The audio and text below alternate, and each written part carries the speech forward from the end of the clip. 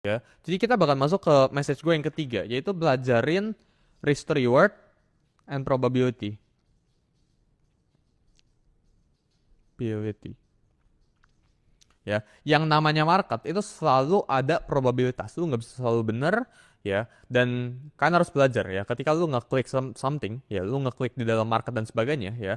Ini lu udah anggap lu lulus trade aja, ya. Jadi risk to reward itu apa? Ya, ini sering banget jadi perbandingan ya. Kalau misal gue bilang risk to reward 1:1, artinya apa? Lu risk $1 ya untuk mendapatkan $1 gitu ya.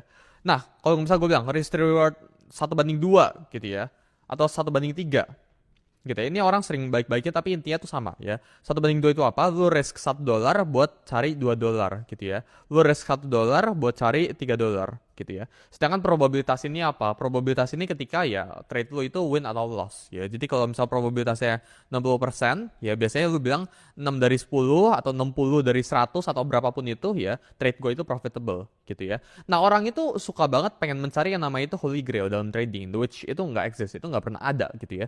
Orang itu pengen punya probabilitas yang tinggi sekali ya. Mereka itu pengennya, wah, gue menang 70% of the time ya, gue menang 70% dari setiap kali gue trading. Terus saya risk to rewardnya 1:3. This doesn't exist gitu ya. Probabilitas 70% itu biasanya diiringi dengan 1:1 kurang lebih ya. Jadi ketika kalian pengen cari probabilitas yang tinggi, risk to reward itu pasti menurun ya. Sebaliknya, ketika kalian pengen cari risk to reward yang tinggi 1:3, probabilitasnya nggak mungkin 70%. Jadi probabilitas dan risk to reward itu sesuatu yang bertolak belakang.